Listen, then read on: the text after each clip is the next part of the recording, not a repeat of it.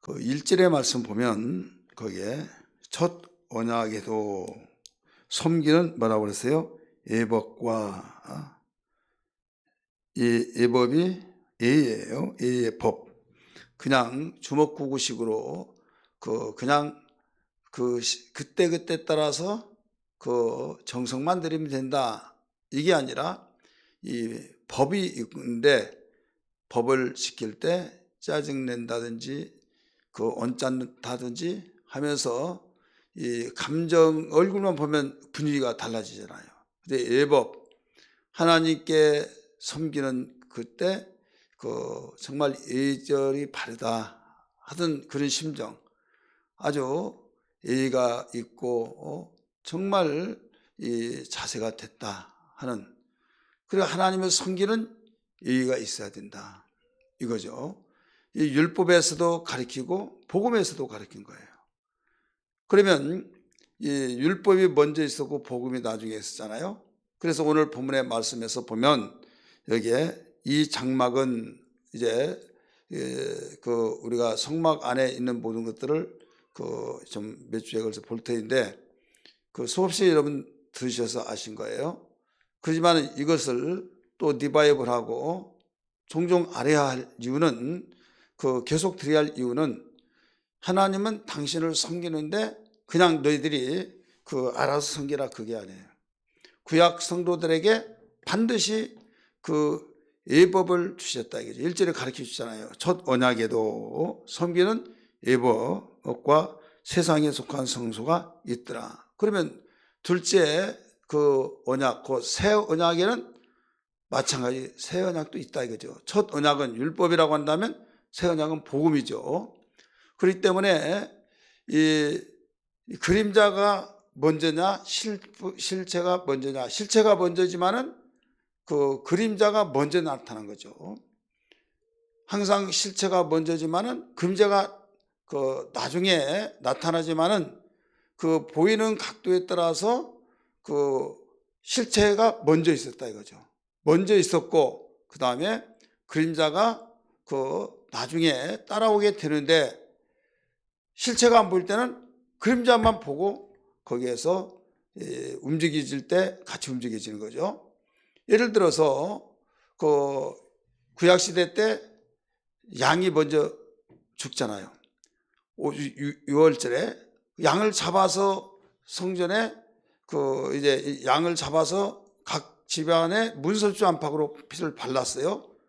그 피를 보고 넘어가리라 했어요. 그런데 예수님이 지나가실 때 침례요한은 보라 세상 죄를 지고 가는 하나님의 어린 양이로다 이렇게 말하죠. 그러면 구약의 사건, 주전 1500년에 모세가 애굽에서 인도해냈단 말이에요. 그래 예수님하고 1500년 어간이 생긴데 1500년에 이스라엘 백성들이 먼저냐 예수님이 먼저냐 이거죠. 누가 먼저예요? 우리가 역사적인 육신의 생각으로 보면 이스라엘 백성들이 먼저잖아요. 먼저지만은 예수님이 그런 말씀하셨어요. 나는 아브라함보다 먼저 있었느니라. 이것 때문에 막 흥분돼 가지고 죽이려고 했잖아요. 저 귀신의 왕이 들었다 막 하고, 네 나이 몇이냐 50도 못 돼 가지고 감히 아브라함을 운운해 이거죠. 그러니까 1500년 전에 1500년 아니죠. 3500년 전에 아브라함을 운운하는 사건을 비출 때 여기에서 이건 상대가 되지 않은 거죠. 아브라함이 날 때를 보고 기뻐하고 즐거웠다. 그래서 예수를 귀신이 들어서 그렇다 이거죠. 정상이 아닌 사람을 귀신 들었다고 하잖아요. 이때 나는 그보다 먼저 있었느니라. 그래 이해가 안 되죠. 왜 그런가 하면 예수님은 이 세상 창조하기 전에부터 아버지의 품속에서 계셔서 그 다음에 아버지와 창조하셨다 이거죠.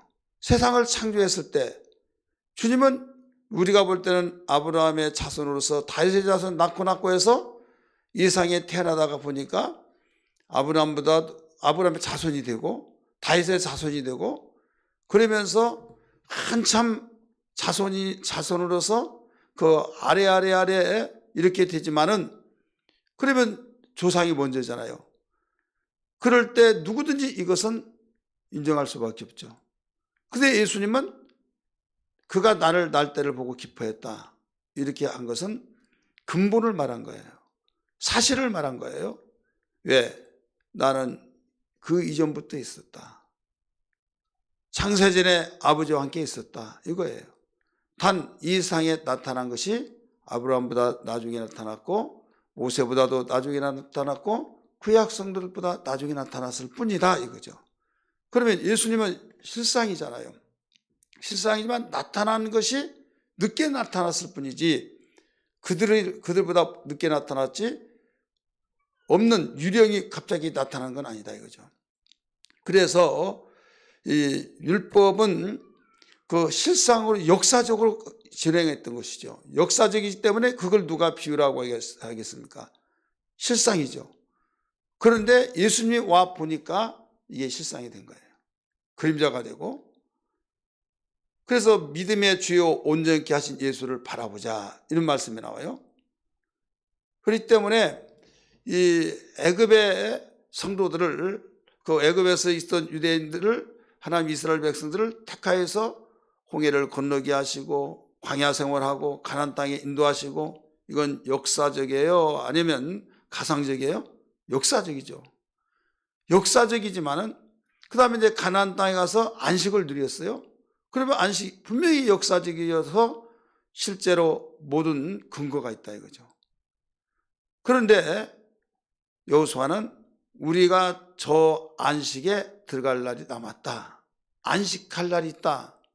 그러면 여호수아는 땅을 분배해 가지고 나그네 생활했던 애굽에서 종살이했고 나그네 생활했던 것을 종료하고 이제 안식이 있잖아요. 안식이 다 이루어진 거예요. 이제는 이리저리 돌아다닐 필요도 없어요. 더 이상 마음속에 꿈꾸었던 거 적과 꿀이 흐른 땅을 거기 목적지에 도착해서 땅을 분배받아서 이제는 살고 있다 이거죠. 그러면 완성이 됐어요 안 됐어요? 완성됐죠. 그런데 히브리 기자는 말하기를 여호수아가 땅을 분배해줘서 거기에서 눌러서 그 지파별로 살았을 때 이게 진정한 안식이라고 한다면 저 안식이 남아있도다 라고 말을 하겠느냐는 거예요. 히브리서 4장 6절 한번 봅니다. 히브리서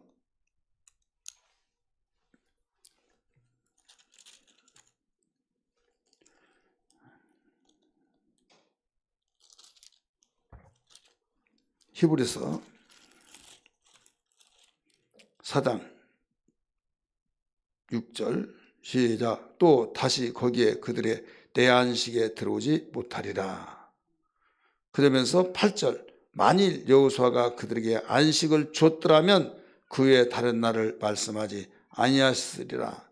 그런즉 안식할 때가 하나님의 백성에게 남아있도다 이렇게 나오죠. 이미 그의 안식에 들어간 자는 하나님이 자기 일을 쉬신 것 같이 그도 자기 일을 쉬느니라. 그러므로 우리가 저 안식에 들어가기를 힘쓸지니 이렇게 나오죠. 여호수아가 함께 안식을 누렸던 그 안식이 종료가 되어버렸다고 한다면 우리에게는 의미가 없다 이거죠.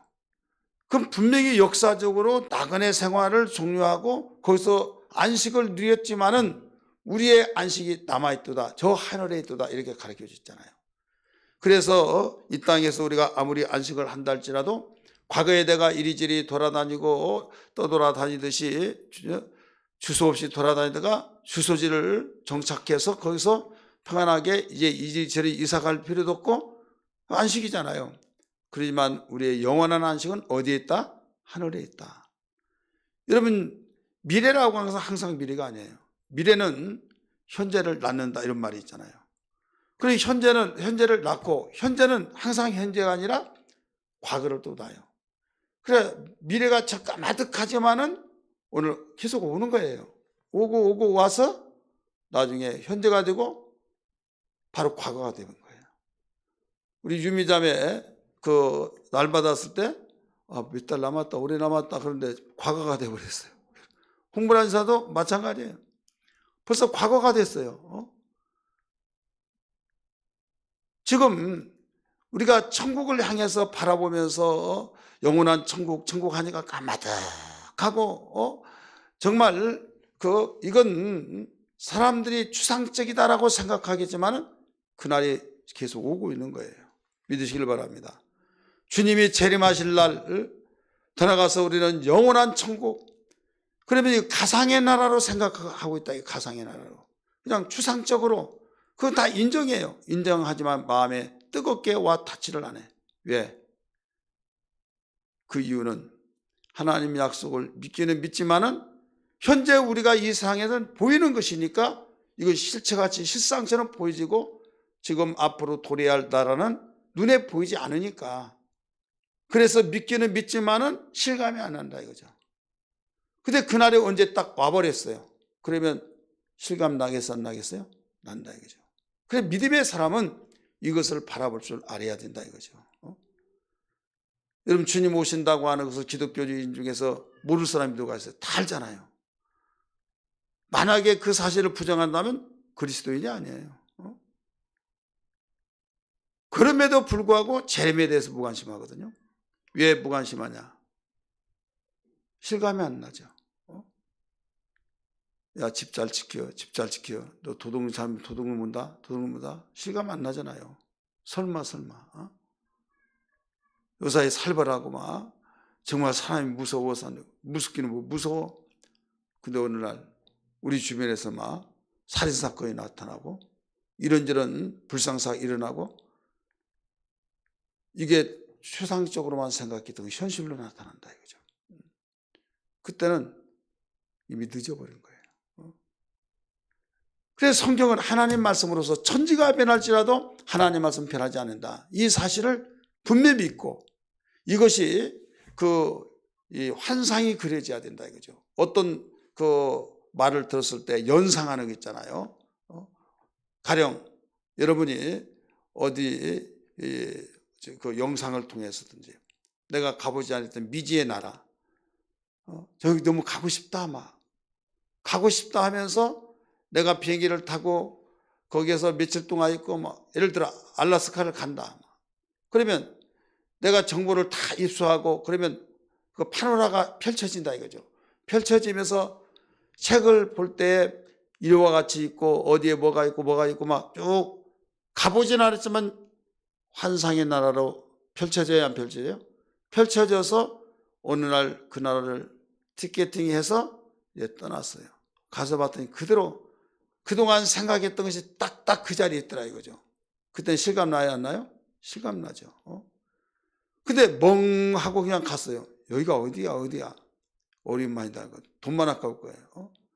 언제가 말했잖아요. 어떤 사람이 지금은 뭐 지구촌 여행 자유화 되어서 다 누구나 다 가는데요. 그 영어를 잘 가르치는 정철 그분인가 제가 그렇게 들었는데요. 미국을 가야자니 영어를 가르치려면 자기는 가고 싶지 않았대요. 왜? 책을 보니까 뭐 시카고 이렇고 또 LA 어떻고 그 로스앤젤레스가 이렇고 저렇고 막 뉴욕이 이렇고 그런 것을 책을 하도 봤어서 거기에 그림 있잖아요. 그래서 그 연상을 했대, 연상을. 그런데 너 영어를 가르치면서 야 한 번도 안 가냐 막 아니 닫아왔지 않느냐 교과서에. 그러니까 에이 하면서 그렇더라 이거죠. 근데 가서 봤더니 막 환상을 주면서 막 그럴 줄 알았더니 이미 교과서에 나왔던 대로 딱딱 그 자리에 있더라 이거. 금문교가 있고 막 여기 막 이 교과서 사진에는 그대로더라 이거죠. 그러면서 다른 사람이 야야 하는데 교과서에 다 나왔네. 그대로 나왔네. 그러면서 어려움 당하지 않았다 이거죠. 지금 성경은 하나님 말씀이에요. 하나님 말씀으로서 천국의 실상을 가르쳐준대. 아무리 거짓말하고 과장법을 써서 이야기하더라도 죄가 되지 않는 두 가지가 있다고 그랬죠. 하나는 뭐예요? 천국에 대한 거.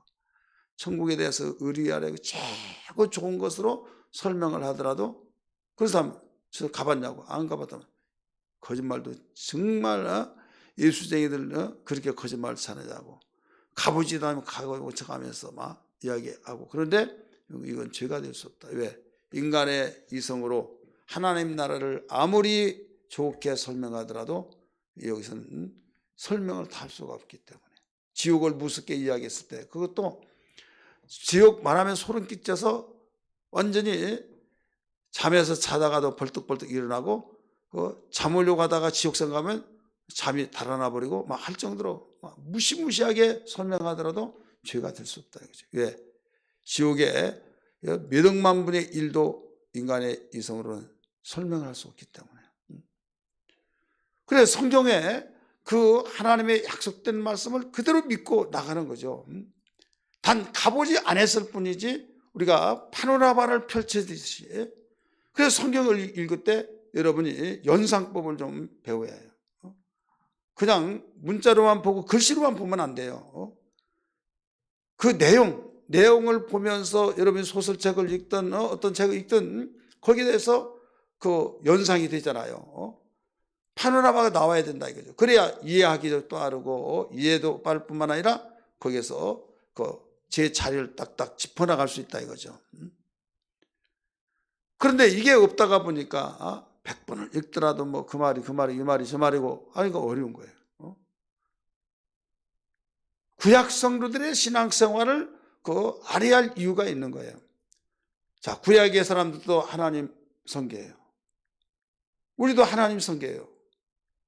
그러면 그들이 섬기는 하나님과 우리가 섬기는 하나님 다르다면 모르는데 똑같은 하나님 섬긴다 이거죠.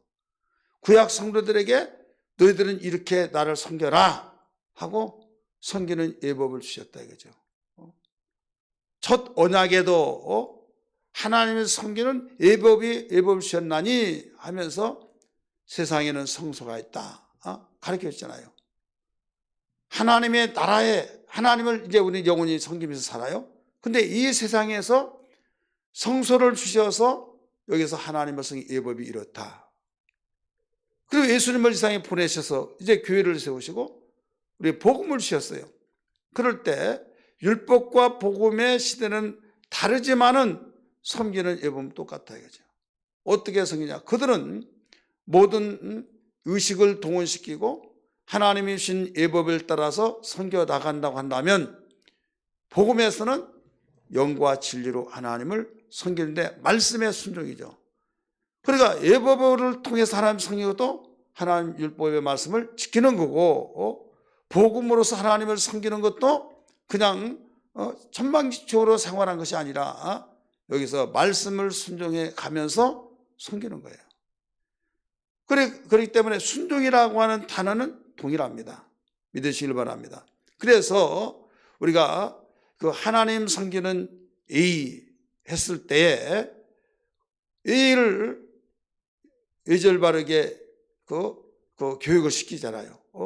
그래서 세배법도 가르치고 어른이 오면 이렇게 인사하는 것이다 하고 다 가르쳤을 때 가르쳐야만 예의가 나온 거지 하나도 배우지도 않고 가르치지도 않는데 무슨 예절이 나오겠습니까? 그래서 그 400년 동안 광야 애굽에서 생활할 때 누가 딱 부러지게 가르친 적 하나도 없었잖아요.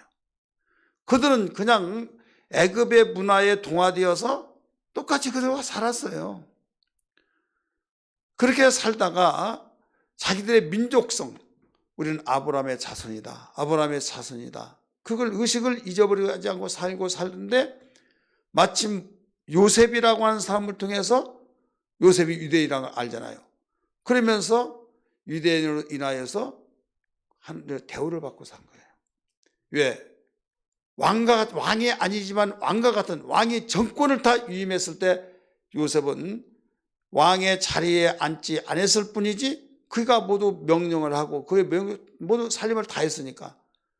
그러면서 자기 아버지와 형제 조카들 다 이민 오게 해서 돌보면서 생활하니까 얼마나 대우를 받아요. 그 다음에 한 세대가 가고 그 자기들의 종족이잖아요. 그래서 요셉이 있을 동안에는 평안하게 살았어요. 근데 요셉이 죽고 난 뒤에 한 세대가 가고 한 세대가 다시 오고 계속 반복하면서 이제는 역사는 다 뒤안길로 돌아가고 요셉을 알지 못한 새 왕이 나타나는데 인구조사를 하라.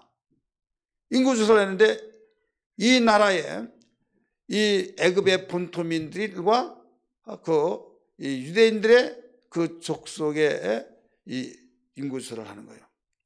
근데 데이터가 나와요. 애굽 사람들은 생산률이 적고 굉장히 저조하죠. 근데 유대인들은 기하급수로 일어나는 거예요. 그래서 인구 억제 정책을 쓰는 거죠. 남자를 낳으면 다 죽이고 여자는 자는 살려라. 그거예요. 그 정책을 잘 세운 거예요, 못 세운 거예요? 잘 세운 거죠.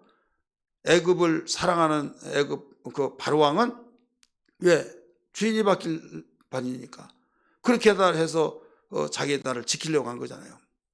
우리나라도요 이러다가는 주인이 바뀝니다. 이대로 가면 왜 바뀐 줄 아세요? 몇백 년 가면 몇백 년 뭐 한 100여 년 가면 바뀔 수 있어요. 애기 날라고 그래 안 날라고 그래요? 안 날라고 그러죠. 근데 그 외국인들은 나요 안 나요? 안 나요? 얼만큼 나요? 그건 생긴 대로 나는 거예요. 한 여자에게서 난 것이 아니라 막 두 여자에게서 나고 그들은 나라의 국법보다 이슬람 법이 더 유니까. 자기들의 나라에서는 그 이슬람 종교법이 국법이에요. 자, 우리가 어디든지 하나님 법이 1순위라고 하잖아요. 그래 그들도 어느 나라가든 가든지 자기가 섬기는 알라 신의 법이 1순위예요. 그리고 가다가도 막 그냥 돗자리 깔아놓고 막 이거 하고 막 그러잖아요. 그러면서 그 몇 여자까지는 데리고 산다. 거기서 막 아이들 낳고 아주 기하급수로 불어나잖아요. 그럼 결국 숫자가 많은 자가 이겨야 하는 얘기예요? 어떻게 이깁니까? 투표할 때. 법을 막 다 바꿔버리니까. 그러면 이 나라의 주인은 반드시 바뀐다. 통계학적으로 그게 나와요. 미래학자 인구 통계청에서. 그래서 아이나라 계속 하더라도 안 달라고 하죠. 그러나 분명히 이대로 가면 주인 바뀐다. 그러면 애굽 바로 왕이 그걸 바로 알게 된 거예요. 그래서 여자로 나면 살리고 남자는 죽여라 이거죠. 그는 애굽을 보존하기 위해서 그렇게 그 정책을 세웠다 이거죠. 자, 거기서 이제 역사가 이제 흘러서 요셉을 알지 못한 왕이 나와서 탄압하고 아주 어마어마한 노예 생활을 하잖아요. 노예 생활을 하면서 그들은 누가 가르친 자가 없어요. 가르친 자가 없는 가운데서 시키면 시킨 대로 하다가 나중에 엄청난 탄압을 받으니까 그들이 전해진 구전으로 전해진 말이 우리 여호와께서 적과 꿀이 흐르는 땅으로 가나안 땅으로 인도하신다고 했다. 그러니까 그때 고역으로 인하여 여호와께 부르짖음에 여호와께서 그 고통의 소리를 들으셨더라. 기억하시면 아멘 하시 바랍니다. 그랬잖아요. 그래 고통을 통해서 하나님께 기도하죠. 여호와여 아브라함과 이삭과 야곱에게 맹세하신 땅을 우리에게 보내주세요. 약속하셨지 않습니까? 평안할 때는 기도할 줄 몰랐어요. 그들이 살고 있는 그 문화의 통화 작용이 되어서 애굽 백성들이 섬겼던 그 문화 제사 그 미신 모든 신들을 섬겼을 때 오직 하면 애굽에서 나와서 홍해를 건너고 광야 생활에서 모세 하나님께서 시내산으로 올라오라고 하셨을 때 모세는 오지 않는다고 하면서 아론에게 모세는 우리에게 나타나지도 않고 우리는 지금 무료하게 여기 있으니 애굽에서 인도한 신을 만들어 달라 했잖아요. 애굽에서 우리를 인도하는 신 그게 누구예요?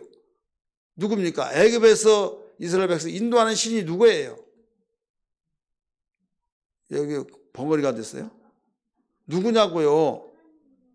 여호와 하나님이잖아요. 그래 여호와 하나님 만들어 달라는 거예요. 쉽게 말해서. 그랬더니 너희들 금붙이 다 가지고 와라. 갖다 줬더니 우물쭈물쭈 하면서 불 속에 넣고 다듬고 해서 만들어 줬어요. 그게 뭐예요? 금송아지예요. 왜 그랬을까요? 여러분 여기에 의미한 것이 굉장히 큽니다. 왜 그런가 하면 그들이 분명히 애굽에서 우리를 인도하는 신을 만들어 달라. 그러면 여호와 하나님이잖아요. 그런데 여호와 하나님이라는 소리를 듣지를 못했어요. 그리고 이제 하나님께 부르짖어서 고통을 인하여서 구전으로나마 그래도 들어서 하나 여호와여 우리를 구원해 주세요. 우리 조상들에게 그 아브라함과 이삭과 야곱에게 맹세하신 땅을 주시라고. 그럴 때 하나님이 모세를 바로 보내서 끄집어내잖아요. 그러니까 애굽에서 인도한 신을 만들어 달라고 했을 때 모세 형 아론은 한 번도 보지 못했잖아요. 근데 보았던 건 뭐예요? 그동안에 400년 동안 종살이하면서 애굽의 문화를 가지고 함께 사니까 거기에 애굽의 문화 속에서 삼신 있잖아요. 삼신. 무슨 신입니까? 하늘에는 태양신, 땅에서는 또 송아지, 그 다음에 뱀신. 그러니까 상형문자에 어디에든지 이 세 가지가 있어요. 그림 보면. 그 중에서 바로 우리를 이 땅에서 인도해낸 송아지를, 이게 바로 우리를 인도하는 신이다. 거침없이 만들어냈어요. 자체가 한번 들지도 않았어요. 애굽에서 인도하는 신은 이 송아지다. 이거예요. 왜? 안 배웠으니까. 그들 몸에 젖어 있으니까. 그런데 하나님께서는 율법을 주셔서 너희들은 이렇게 살아야 된다 하면서 선포한 것이 십계명을 비롯해서 모든 법이 선포돼야 안 선포돼요? 선포되죠. 그래서 하나님 섬기는 법이 율법으로서 제사를 통하여서 하나님 섬기는 것이잖아요. 애굽에서 너희들이 우상 그 애굽신을 섬겼을 때 그런 식으로 섬기지 말고 이제는 내가 내 종 모세에게 명령한 그 법에 의해서 나를 섬겨라. 그리고 이 법에서 살아라. 이 법에서 살아라 하는 것이 율법이고 이 법에서 나를 섬기라 하는 것이 바로 율례로서의 그 제사법이에요. 제사법. 그 다음에 절기. 그래서 그런 생활을 하게 되어서 그들은 거기서 와서 안 해봤던 것을 이제 모세 율법을 낭독을 듣고 그대로 하다 보니까 처음에는 어설프겠죠. 그 다음에 계속적으로 하고 하다가 자리를 잡아요. 처음에는 어려운데 또 하고 반복하니까 이제는 성숙해져서 이런 것이다 하고 이제 10년, 20년, 30년 가다 보니까 숙달되고 그래도 은연 중에 옛날 애굽에서 살았던 출애굽 1세들은 그것이 툭툭 튀쳐나오겠어요? 안 튀쳐나오겠어요? 나오죠. 그럴 때 여지없이 하나님께서 경고 또 진노 그러니까 무서 벌벌벌 떨면서 모세가 명령했던 선포했던 그 율법을 통해서 하나님을 섬기고 있더라 이거죠. 그러면서 그들이 이제 정착해서는 너희가 이런 절기를 지켜야 된다 하면서 그 새 절기를 또 선포하시고 그 다음에 성막에서 이렇게 섬기는 것이다 해서 성막을 지으라고 말씀하시면서 광야 성전을 지어주시고 그리고 하나님은 애굽에서 한 번도 해보지 아니한 것을 광야에서 당신의 택한 민족에게 모든 것을 손수 설계하시고 그렇게 지으라고 말씀하시고 그 다음에 제사도 이렇게 지키라. 그래 그렇게 하다가 보니까 이게 세상에도 어디에도 없던 하나님 섬기는 예법이 만들어진 거예요. 믿으시길 바랍니다. 하나님을 섬기는 예법이 예의가 거기서 드러난다 이거죠. 드러났을 때 우리는 이렇게 섬기는 것이다 하면서 제사법을 5가지로 만들어주잖아요. 한번 따라합시다. 번제, 소제, 속건제, 속제제, 화목제 5가지로. 그래서 이 번제를 칠 때는 어떻게 드리고 소제를 때는 어떻게 드리고 화목제는 어떻게 속건제는 어떻게 속제는 어떻게 하면서 어디에서 어떻게 모든 것을 바로 가르쳐 준 거예요. 사람이 있을 때 어른들에게 예의를 따뜻하게 예절을 교육을 통해서 이렇게 섬기듯이 바로 하나님 눈에 보이지 않지만 영이시지만은 하나님께 제사할 때 이렇게 한다 하는 것을 철저하게 하나님이 손수 말씀을 주시고 그 말씀을 따라서 섬기라는 것을 일러주셨다 이거죠. 그래서 이 모든 것을 다 일일이 말할 수 있지만은 이 성막을 지으라고 하면서 성막 안에 회막을 만들어 놓고 거기에 하나님 섬기는 예법을 만들어 주셨다 이거죠. 우리 208장 찬송 한번 볼까요? 내 주의 나라와. 208장.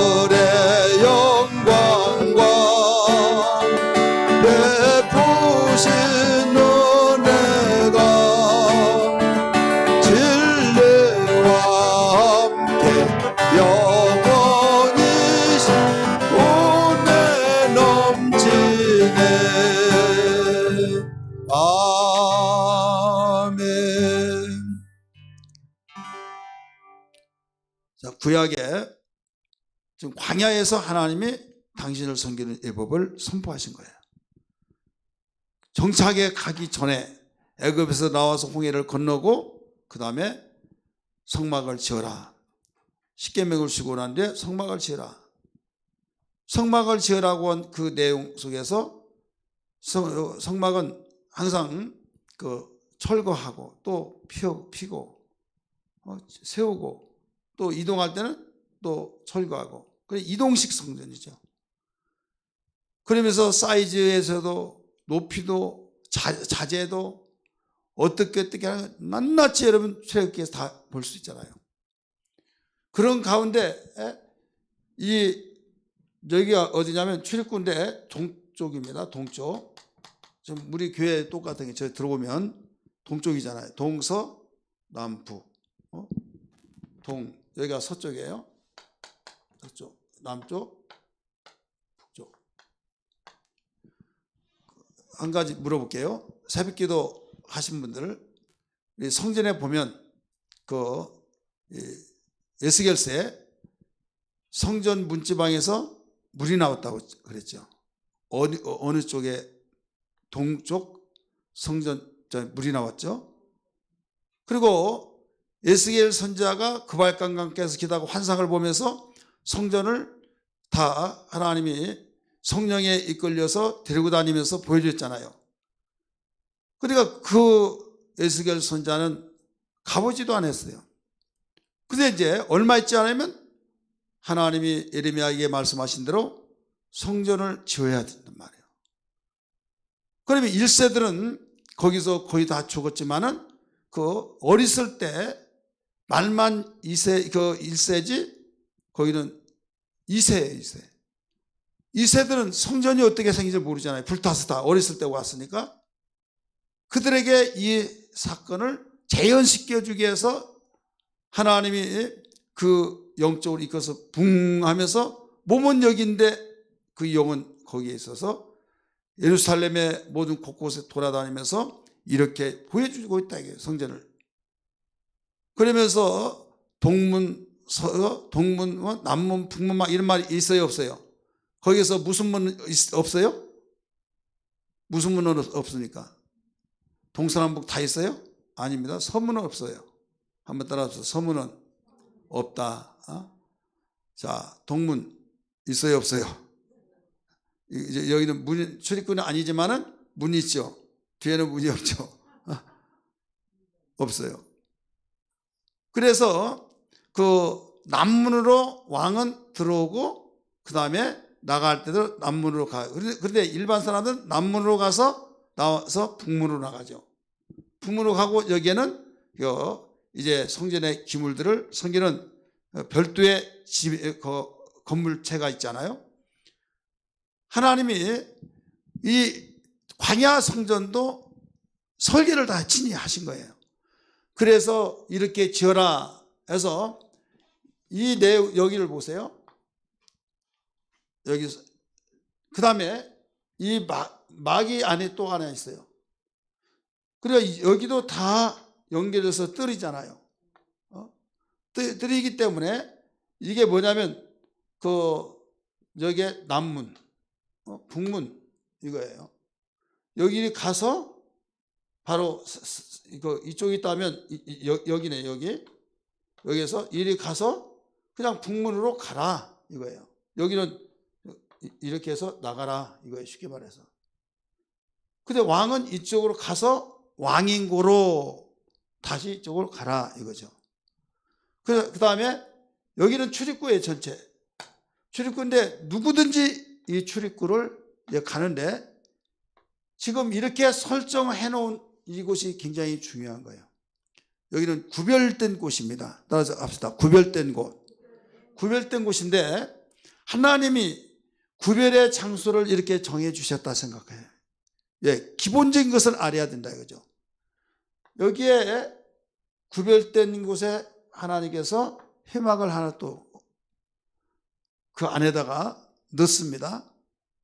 그 텐트를 치면 그 밖에 텐트 치고 안에 또 있잖아요. 그와 같이.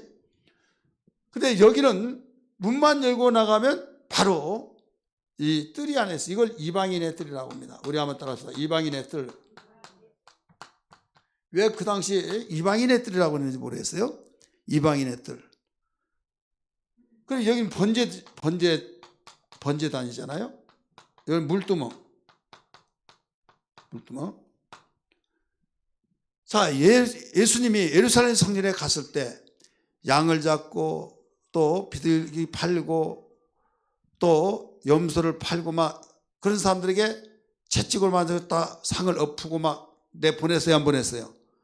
보내다가 보니까 그 서기에서 일하는 사람들이 제사장들이나 또 서기관 바리새인들 이런 사람들이 율법사들이 저 어떤 미친 것이 와가지고 난장 피우냐 이거죠. 쉽게 말해서 너희들은 하나님의 성전 만민이 기도한 집인데 왜 강도의 속을 만들었냐. 그래 우리는 우리나라 정서로 비출 때 성전에서 여기다 가지고 와서 막 비둘기 팔고 송아지 팔고 막 그러면 이게 성전이냐 야단 맞을 짓 했다 이렇게 생각을 하겠어요 안 하겠어요? 우리나라 정서 가운데서 보면 가령 어떤 사람 막 애완동물이라고 그 개 데리고 와가지고 예배드리면 그거 아무리 하나님께 개를 드리고 예배드리냐 이거죠. 그래요 안 그래요? 그럼 책망 받아야 안 받아요? 받아야죠. 또 아가 하고 하면서 지금 시대는 이제 앞으로 그럴 것 같아요. 애경과 함께 예배드리는 예배다. 그럴 거 아니에요? 애경과 함께 예배하는 예배당. 교회. 카페도 그런 카페 있잖아요. 못 들고 오니까. 그래가지고 아주 굉장히 그거에 몰려 사람들이 많이 있다는 거예요. 그러면 예수님이 그 성전에 들어갔을 때 이런 것을 보고 막 상을 때려 엎으면서 채찍으로 놓고는 채찍 만들어서 다 쫓아버렸잖아요. 그럼 왜 여기에서 그랬느냐? 이것은 그들의 전통적으로 내려오는, 그들은 합법적이었어요.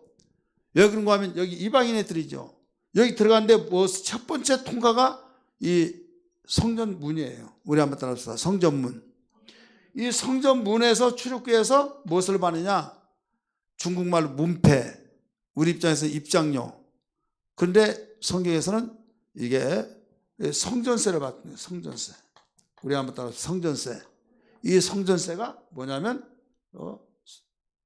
바로 성전세에는 부자라도 가난한 사람도 할 것이 반세겔씩을 내요.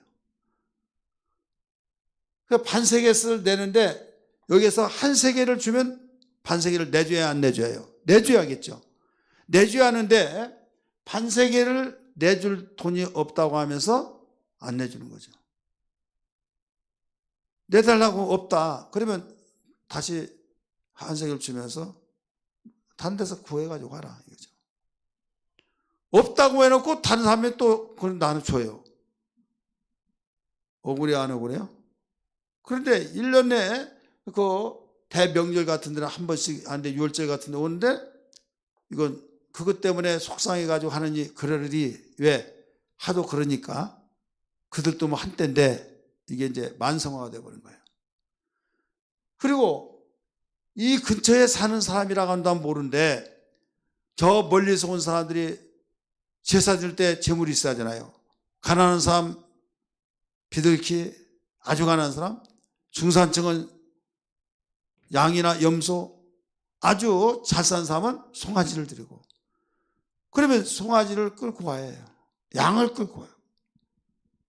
그런데 그들이 걷는 기로가 있잖아요. 그런데 보면 저 북쪽에서 여기 도보로 몇 수백 킬로를 갔다 거기서 온다. 이것은 서로 힘든 거예요.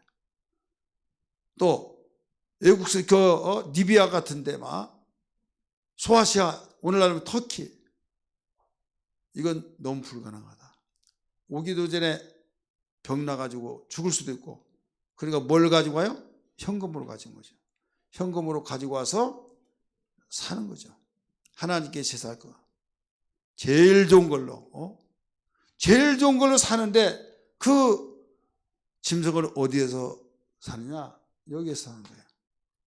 성전세를 내고 여기 들어와서 여기서 막 바글바글 하다 이거죠. 왜? 이건 율법적으로 허용을 한 거예요.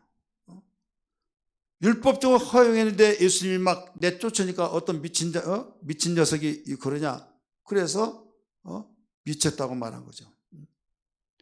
그래서 이방인의 뜰이에요, 이게. 이방인의 뜰. 아무나 오도 줬소 이거죠.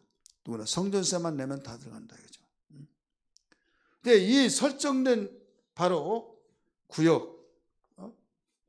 구역인데 여기에서 성전세를 내서 하나님께 제사를 드리면 재물이 있어야 하겠죠. 재물이 있어야 하는데 재물이 양이든 송아지든 염소든 비둘기든 아주 못 사는 사람, 너는 못 사니까 통과 그냥 해. 그게 아니에요. 그러면 비둘기 방구라도 드리라 이거죠. 비둘기 방구가 뭐예요? 우리 개혁 한글에는 해석까지 나왔어요. 산비둘기. 처음에 어떤 방구니까 비둘기 반쪽 딱 잘라가지고 든다.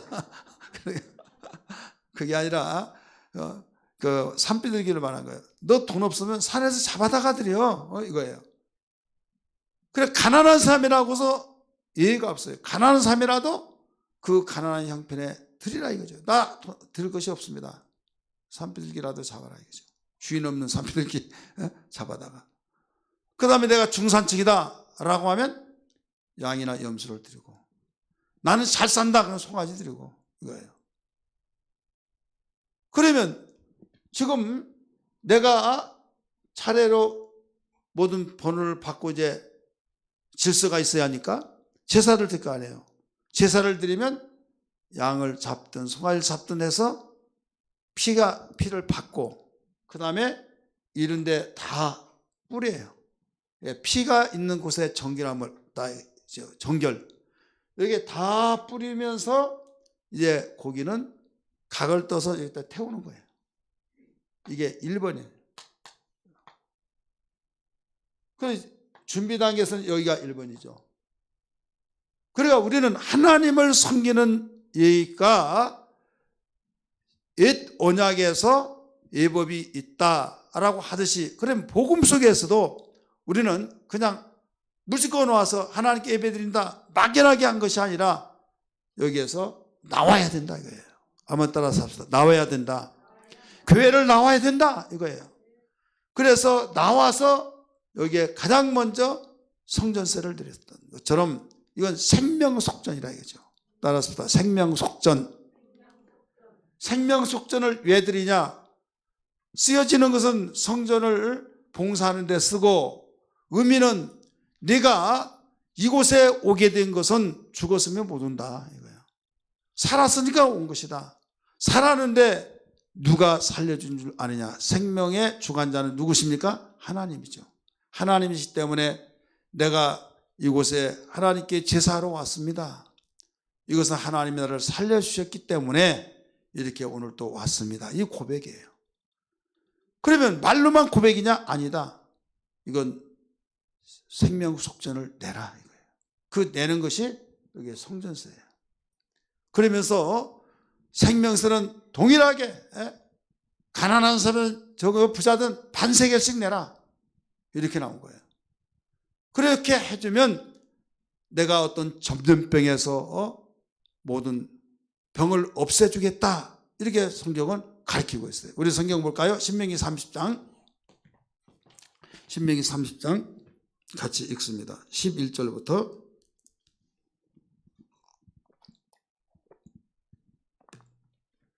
신명기 30장 11절부터 다 찾습니다. 여러분이 헌금하는 것도요, 성경을 제대로 보면서 확신을 가지고 하나님께 드리면서 이게 굉장히 힘이 된다는 걸 알아야 될 줄 뵙기 바랍니다. 아멘 하시면도 별로 없어요. 11절부터 시작.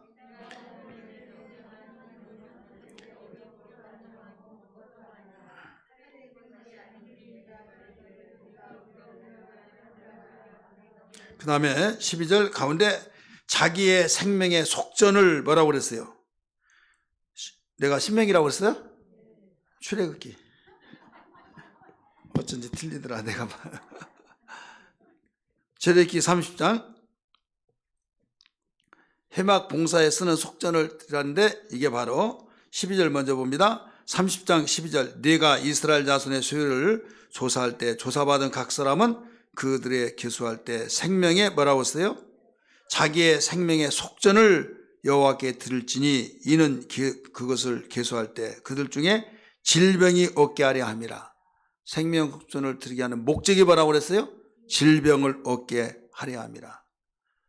이 질병 그냥 일반적인 질병이 아니라 지금으로 말하면 감염병, 전염병. 그래서 우리나라 코로나 막 뇌염막, 장티푸스 막 의학이 발달되기 전에 막 다 쓸어버려서 장사 지낼 사람이 없고 막 그럴 때가 있었어요, 없었어요? 있었잖아요.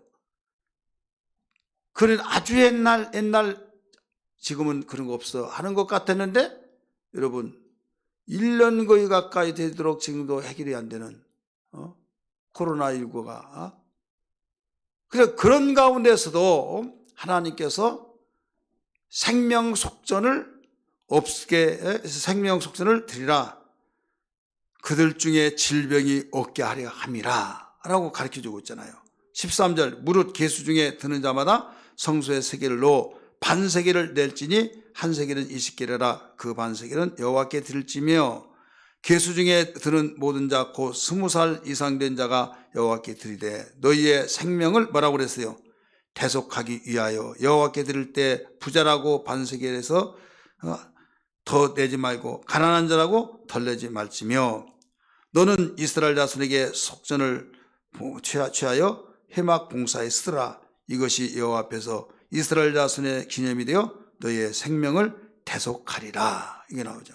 대속하리라. 하나님의 성막을 잘 보존하고 회막을 봉사하는데 써라. 의미는 생명을 속전하는 예물이다 이거죠. 그래 하나님은 인격적인 분이기 때문에 얼마든지 너는 내 일을 했으니 내가 너 알아서 다 해줄게 해서 막 아침에 일어나서 눈 내리듯이 그렇게 먹을 거 쌓일 거 또 돈이 막 쌓이고 그게 아니라 너희들이 내라. 그리고 그걸 내서 이거 써라 말씀하셨죠. 왜 그런가 하면 하나님이 우리를 만드시고 폐부를 살피잖아요. 인간이 어떤 마음을 가지고 있고 어디에 마음이 가고 이것은 물질이라고 하는 것은요 항상 마음과 같이 따라다닙니다. 그래서 보물 있는 곳에 내 마음이 있느니라 주님도 가르쳐 주셨잖아요. 그래서 어떤 모임이든지 회비가 있잖아요. 회비를 내는 사람과 내지 않는 사람의 그 뭐 단체, 공동체, 뭐 유친교회든지 동창회든지 무슨 회 있잖아요. 그래 회비를 내잖아요. 회비를 내는 사람과 안 내는 사람 누가 그 회를 사랑하고 잘 모여 회비를 내는 사람이에요. 교회도 마찬가지예요. 교회도 헌금을 하면서 하라 이거죠.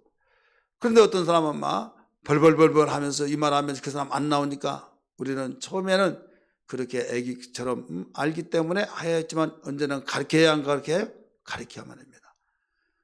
안 내도 돼, 안 내도 돼. 막 처음부터 그러지 말고 이건 나중에 문제니까 그보다 먼저 저기 나오라고 하면서 이제 이것을 차근차근 의미를 가르쳐주고 가르쳐도 참여하게 하고 그래서 내가 무조건 교회 갔더니 돈 내라고 하더라마 그러면 뺏긴 것 같잖아요. 그래서 이것은 무슨 의미냐? 주일헌물은 바로 이게 옛날 구약 시대는 생명속죄라고 했다. 하나님 앞에 오는데 바로 오는 사람은 누구나 다 내는 것이다. 그것은 하나님이 내 생명을 지켜주셨기 때문에 여기에 오지 않느냐. 내가 오고 싶으면 내가 죽었으면 못 온다. 그래서 생명속죄라고 말씀하셨다. 그래서 하나님 내 생명을 연장시켜 주셔서 하나님께 예배드리기 위해서 온 만큼 참으로 감사합니다.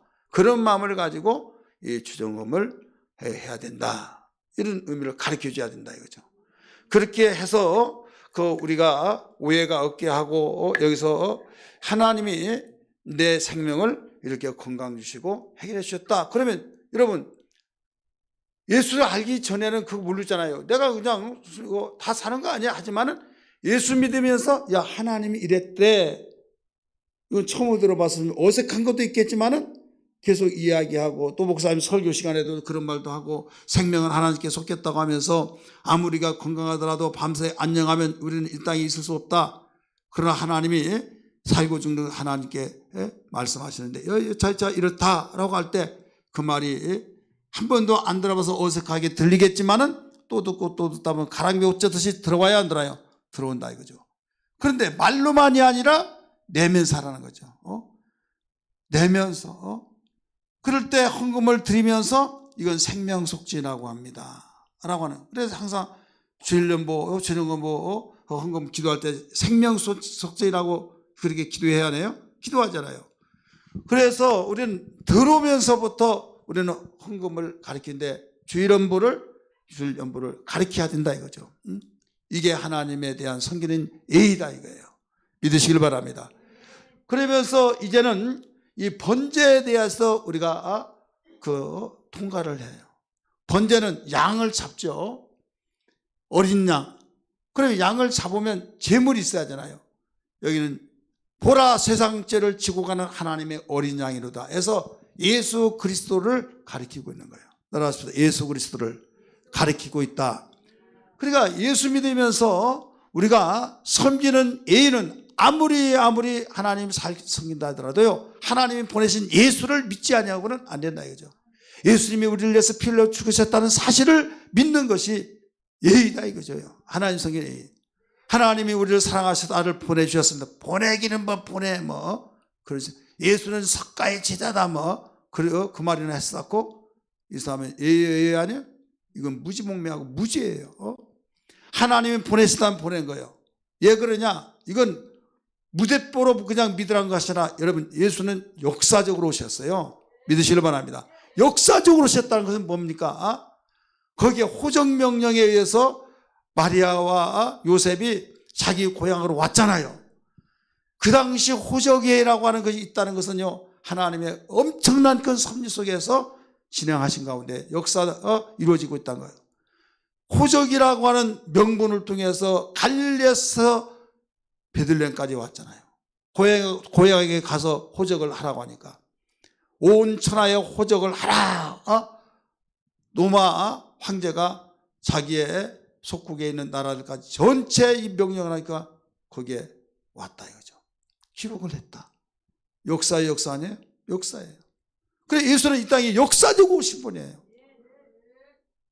역사적으로 오셨는데 그분을 믿지 아니하고 우리가 하나님을 어떻게 섬기느냐? 예수 그리스도를 하나님의 아들로 발질 못하고 믿지 아니한 그 사람은요, 하나님 섬긴 일을 가장 먼저 첫 번째 단계를 통과하지 못한 사람이에요. 여러분, 내가 보냄을 받은 사람이, 나는 홍순대 목사님 보내서 왔습니다.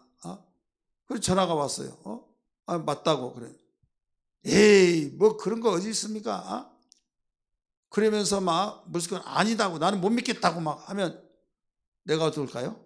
내가 맞다고 그렇게 했음에도 불구하고 자기가 맞지 않다고 하면서 거부한다고 한다면 예의 아니에요? 예, 아닌 것이죠. 하나님이 당신의 아들 예수를 딱 보내셨다고 그랬어요. 주님도 말씀하시면서 나는 아버지가 보내서 왔다고 말씀하셨어요. 믿으시길 바랍니다. 죽어야 된다면 죽을 때 다 이뤘다고 말씀하셨어요. 지금 하나님 섬기는 옛 언약의 그 예법이 뭐냐면 제사를 드릴 때 제물을 드리는 것이라고 그래요. 그랬잖아요. 그래서 양이나 송아지를 잡아서 드릴 때 이 성전에 들어와서 성전에 내고 여기에서 제사를 지낼 때 가장 먼저 제물을 잡아서 드려지니 이 제물은 누구라고 그랬어요?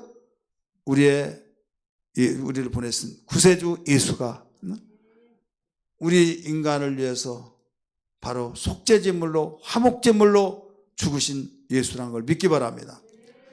그래서 여기에서 이 단계를 거치지 아니하고 하나님 성기자는 다 가짜예요. 이해가 없다 이거죠. 하나님 성인이 예법이 있잖아요.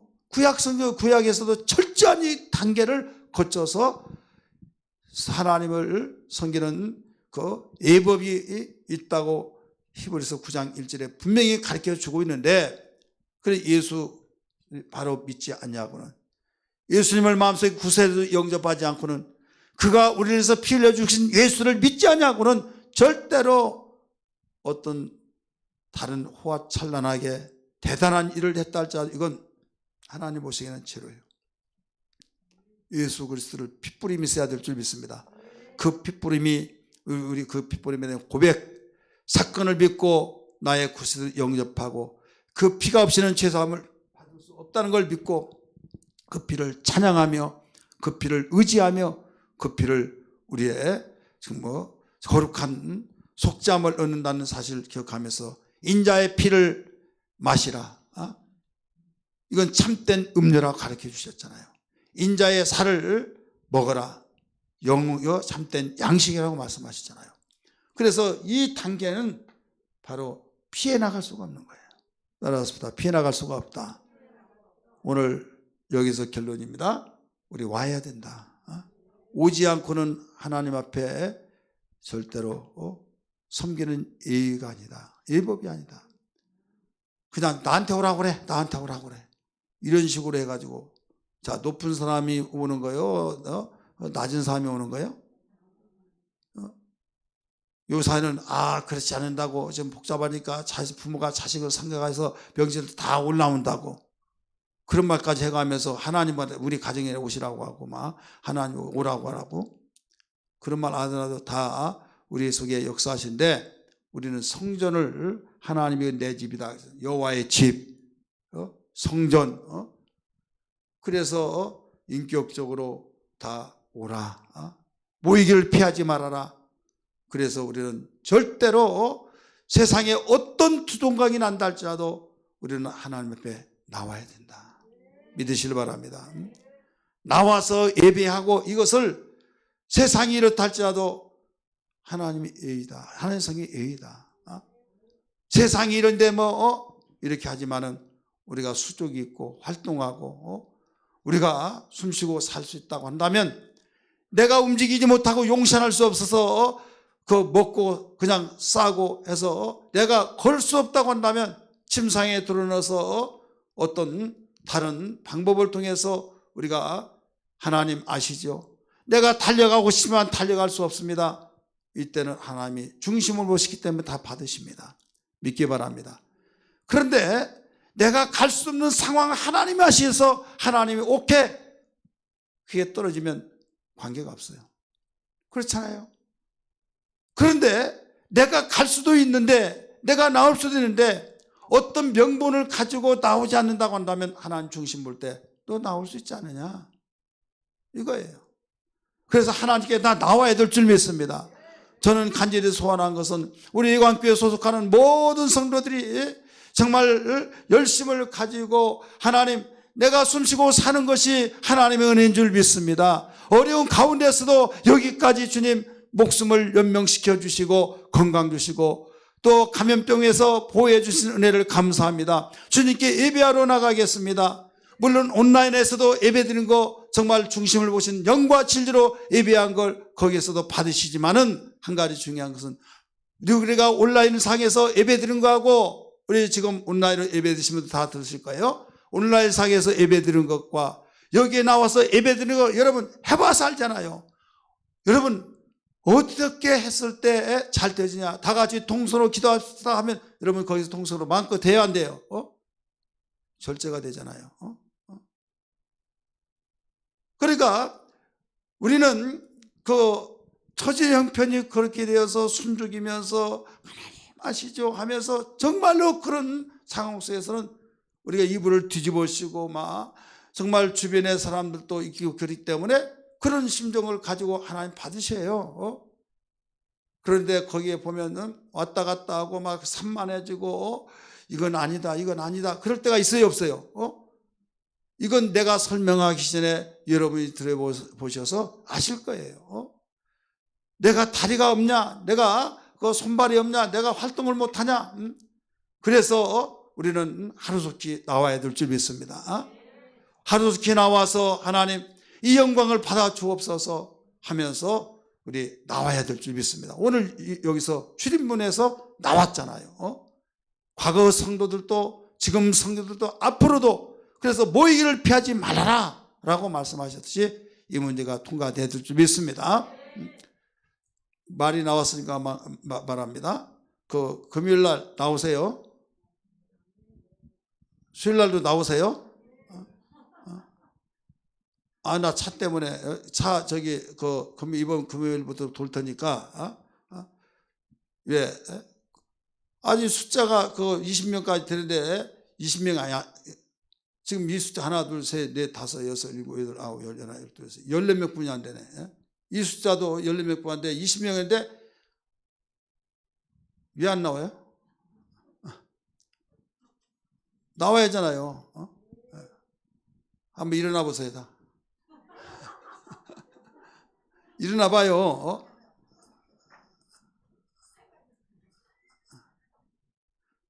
자, 나오겠다는 사람만 앉아봐요.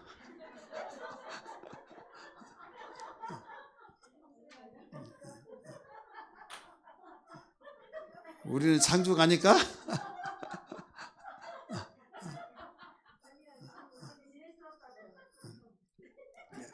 이제 나오셔서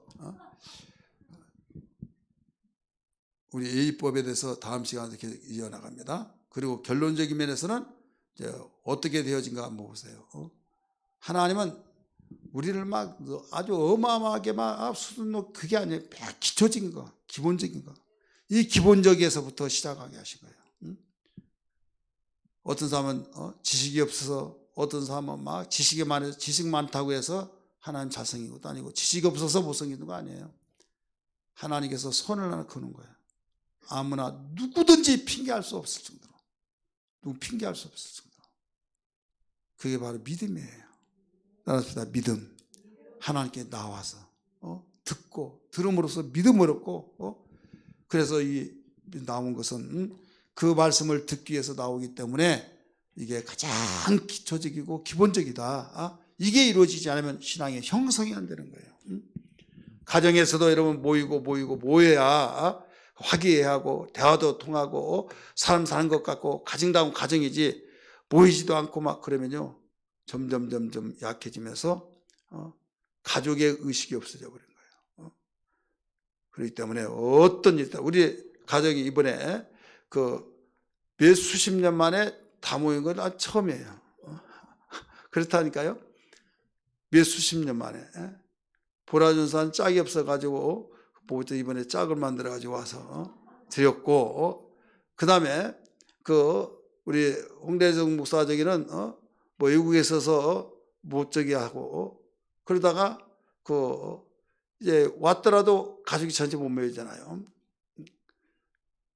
모이니까 감격스럽더라고요. 사소한 것도 이렇게 그런 하나님이 다 와가지고 찬송 부르고 막 기도하고 함께 영광 찬송하고 그다음에 교제를 안 하니까 어떻게 또 밍밍하죠. 교제가 다 끊어지잖아요. 온라인 속에서 보니까 이기주의가 싹튼 게 다 서로 협력이 돼야 안 돼, 협력이 안 되잖아요. 그래 빨리 우리 종식이 되어서 국수도 삶고 막 지금 생각하니까 벌써 들어왔어 하는데 국수 삶고 싶어요, 안 싶어요? 삶고 싶죠, 우리. 이런 계기를 통해서 하나님, 내가 60평생 동안 내가 삶겠습니다. 막 자원자도 나오기를 바랍니다. 삶고 싶으면 아니면 병들면 또 못 삶아요. 그러니까 건강술 동안 막 삶겠습니다. 어떤 게는 막 자기 10년째, 20년째 막 주방에서만 일한다는 사람도 있어요. 어떻게 그러냐고. 우리 몇 달에 한 번씩 돌아온 것도 막 힘들어서 막 짜증나고 막 그런 경우가 있는데 믿음대로 될지어다. 이게 여러분 부모가 자식들이 막 먹을 것을 해주고 할 때 얼마나 기뻐요. 그래서 여러분들이 봉사손길을 통해서 나와서 막 대접해서 국 삶고 막 해서 먹는 거 볼 때 교제가 된 거 얼마나 기뻐요. 그렇지 않습니까? 요 사이에 국 삶는 게 편해서 좋아요? 밍밍하잖아요. 뭐가 먹어야 같이 교제도 되고 차도 마시고 막 그래야 되는데 저 위에 카페에서 아무도 없고 막 거기에 봉사를 하고 싶은데 아무도 없으니까 그냥 왔다 갔다 하고 커피 담당하신 우리 집사님들 이거 언제 묻느냐고 그런 저기 하면서 되게 거기 하고 싶다는 거죠. 우리 각셀도 국수 삶고 싶은 마음이 계속 생길 줄 믿습니다.